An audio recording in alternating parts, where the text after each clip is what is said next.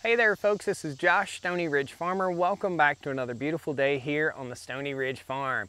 This is my first generation farm here in the foothills of the Blue Ridge Mountains, and today we're going to be answering some questions about forage and cutting hay. Why aren't you cutting hay off your farm, Josh? It doesn't make any sense to me. When you've got plenty of hay here, why are you buying hay? Well, we're going to talk a little bit about that. We're going to go into the dollars and cents of why I'm buying hay and bringing carbon to the farm versus taking carbon off the farm, putting it in these animals and letting them spread that good butt fertilizer that we love so much. So come along as we learn a little bit about small farms and whether it makes sense to cut and bale your own hay and why I'm not doing it.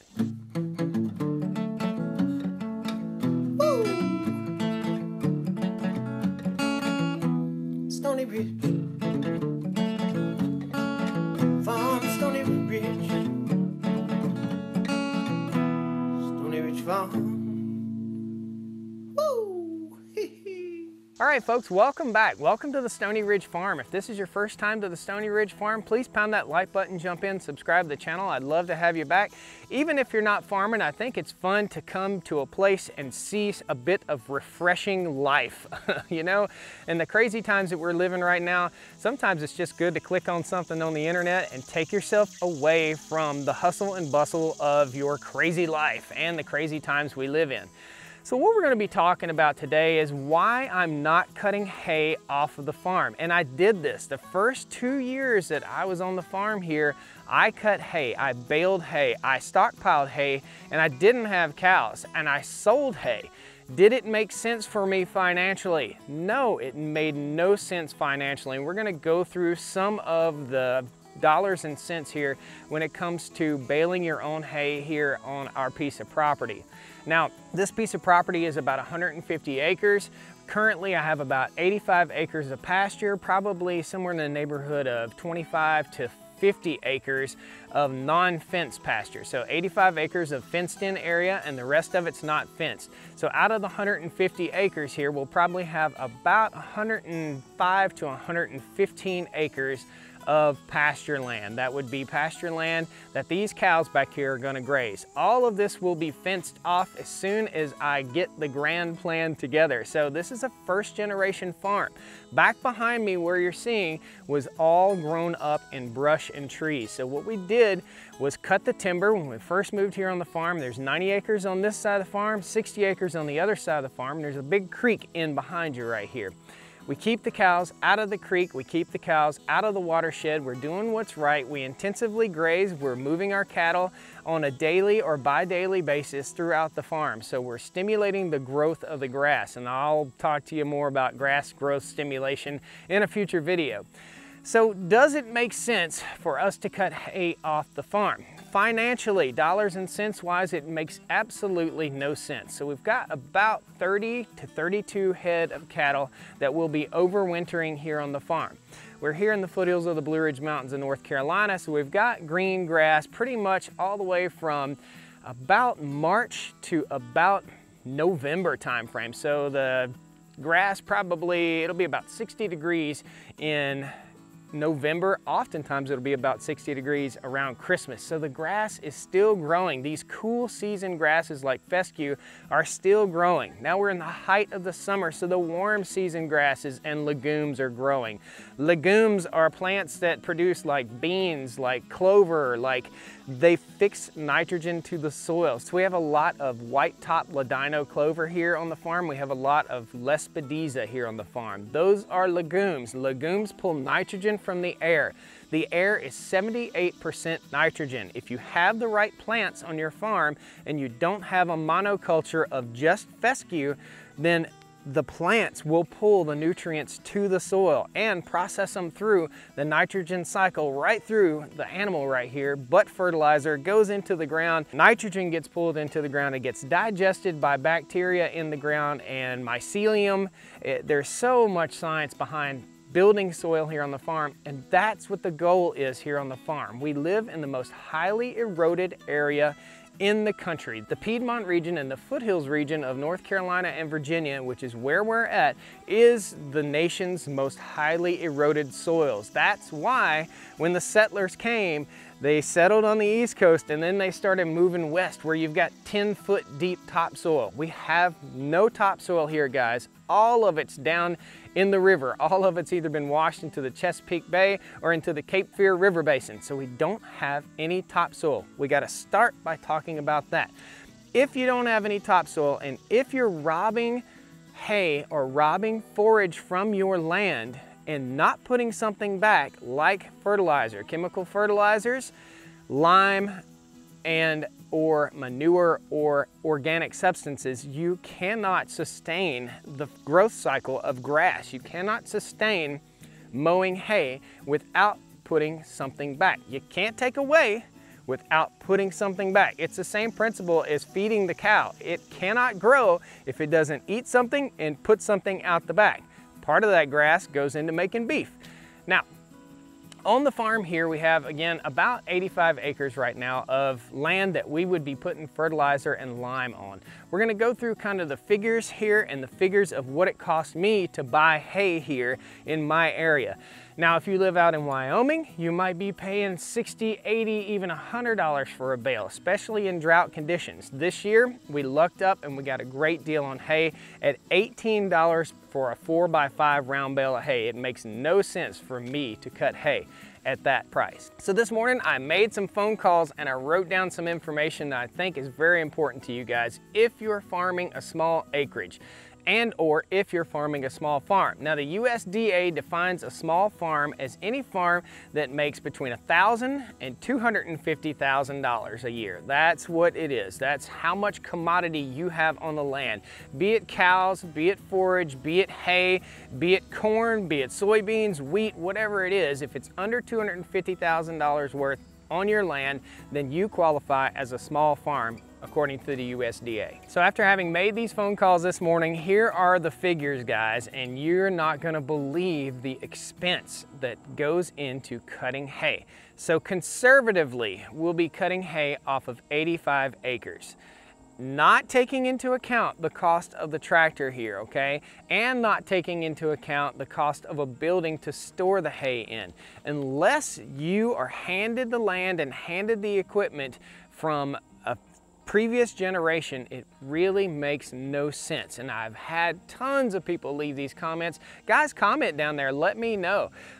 It makes no sense to me. And these are the math figures that I have for you. So, 1717 fertilizer is $534 per ton. It takes 300 pounds per acre on this land to fertilize this land. We have 85 total acres, which brings us to a total of $6,885 in fertilizer.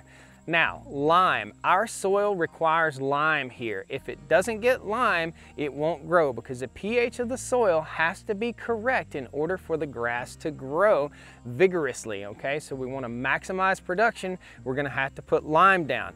Lime is $60 per ton, and the recommended dosage twice a year is 2 tons per acre. Over 85 acres, that's $10,200 twice a year. So $20,400. Are you getting me here? So we are over $27,000 in soil amendments, meaning fertilizer and lime, before we even start cutting hay here. And we've got 30 cows, guys, 30 cows. Let's really think about this. So, the cost of a baler, let's talk about probably the cheapest reliable baler that you can get into will probably cost you between $6,000 and $10,000. If you bought a new baler, you're looking at $35,000, $40,000, $50,000, $60,000. They're very, very expensive pieces of equipment. A cutter, a hay cutter, probably the best, least expensive way to get into a hay cutter is probably a hay bind. You could go as far as a disc bind, so you could spend somewhere between $5,000 and $25,000 to $30,000 on a hay cutter. So realistically, we're going to give our baler a $10,000 price, our cutter a $5,000 price. You have to have a rake because you got to rake the hay up. Well, A good rake is probably going to cost you anywhere from $1,500 to $3,500 around here for a good used piece of equipment. We're just talking about good used stuff. We're not talking about buying brand new stuff. So about $2,000 for a rake, probably about $2,000 for a tedder also. A tedder spreads the hay out on the land. So if you cut your hay, it rains on it, you're going to have to ted it out. Or you can cut your hay and then go right back and ted it out so that it dries more thoroughly. Now let's talk about repairs. Probably annual repairs on your haymaking equipment, if you have good reliable equipment, maybe around 200 bucks. Fuel costs probably around 200 bucks also. Let's talk about labor. How much are you willing to work for, okay guys? So we're already we're at about $27,000 on the just the lime and the fertilizer. Plus we add, and we can itemize this. I guess the baler, cutter, rake, and all this stuff probably is gonna last you 10 to 15 years, okay? So we can pretty much itemize that. If we say it's over 10 years, $20,000, let's just say it costs you $1,200 a year to have your haymaking equipment. Now, when it wears out, what are you gonna do? You're gonna sell it and you're gonna buy more equipment. So really, realistically, it's just a vicious cycle that small farms get into because they want to cut hay because they're passionate about the land. And you may be one of those people that's really passionate about the land and they just love to cut hay. That's cool. If you like to do that, that's cool. That's fine with me. Go cut your hay and lose money. It's a huge loss here. So let's talk about time. So about 30 hours to cut conservatively 30 hours to cut 85 acres. I think I figured that at about 3 acres per hour. To rake it, probably about 7 hours. To bale it, probably about 14 hours. And to pick it all up and stick it in the barn or load it up on a trailer and put it wherever you want it, probably another 2 days, so 16 hours there. A total of 70 hours, okay? Even if you paid yourself $10 an hour to cut hay, and I figured it at $15 an hour, that's $1,050 of labor. Will you work for $15 an hour? Will you get out here and sweat and cut hay and break stuff and get frustrated, get angry, run over a bee's nest for $15 an hour? Working for yourself. Does it make sense to do that? I honestly don't think so, guys. I really don't think so. So let's talk about the cost to cut hay over a year span, and we're gonna probably yield about 3 bales to the acre and get 2 cuttings, okay? So that's 255 bales times 2. That's, what is that? 510 bales of hay. 510 bales of hay, and we get about $30 per bale around here, okay? It doesn't make any sense, guys. You're into this on an 85-acre piece of property. You're into it over $35,000 annually to cut hay for 30 cows, which cost me out of pocket this year $3,600. I'm bringing carbon to the farm. Now, is this the highest quality fescue Timothy hay? No, it's cow hay. That's what it is. It's cow hay.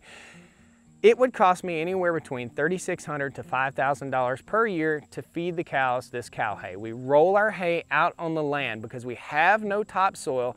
All these bare spots on the farm, all these spots that are starting to wash, all these spots that need nutrients, we roll it out on the land and the cows eat it and turn it into that good butt fertilizer that we like so much, which in turn brings back the microbes in the soil and builds your soil so that you have better forage year after year after year, and your hay load will actually shrink. You won't need to buy as much hay to sustain 30 to 40 cows in year 5 as you had to buy in year number 1. So that's the thought process here. Not waste money on infrastructure, not waste money on fuel, not waste money on baling twine, not waste money cutting hay for our small herd of cattle here. What we're trying to do is establish pasture and build soil. Every time that cow pees, it brings up the pH of the soil. So if we started with a pH of about 4.2 in our soil, and that's what we started, and we had 0.03% organic material in our soil. In other words, it was just basically clay. Now, This hillside back here that had no grass on it 2 years ago had hay rolled out on it all winter long last year, and the cows are chowing down, guys. We're building soil, and I encourage you guys to do the math, do the research. If you're thinking about starting a small farm, or even if you're baling hay on your own farm currently, question your practices as to whether this makes financial sense to you guys. There are people out there that specialize in cutting hay. They get better prices on fertilizer, they get better prices on lime, they already have the equipment, they have the things to haul the hay with, and their profit margins are this big, guys. How much are you willing to pay yourself to lose money? Guys, I appreciate you joining me here on the Stoney Ridge Farm. I hope you enjoyed this little dollars and cents walkthrough on what we're doing on the farm. I get this question all the time. Why in the world aren't you cutting hay off that? You need to cut that as hay. I'm mowing a lot. We're mowing, we're mimicking grazing by mowing. And a lot of the stuff that I mow, if it's taller than this, it's not very palatable for the cow. So we go through and we mow and we keep the grass in the growth stage. So we cut it at about 5 inches or so, 3 to 5 inches. We cut right before a rainstorm. The rain hits and stimulates growth, and then the cows go to it, guys. Thanks a lot for joining me here on the Stoney Ridge Farm. Please pound that like button, jump in, subscribe to the channel. This is Farm Talk on the Stoney Ridge, and this is what I've learned, and I hope to share a whole lot more tidbits with you. See you next time. Come on down to the Stoney Ridge. Bring your wife and bring your kids. We're living life pure and sweet. That's the way it's supposed to be, Stoney Ridge. Woo! Airplane's coming over. Boy, I wish an airplane would come over. Boy, that's so really cool. Can't beat them, join them. That's why I'm getting my pilot's license. I'm just gonna come and fly over my own farm while I'm filming. That I found, we got a bunch of cows peeing. Make it rain! What in the world? Nitrogen, right there, coming out that cow's butt.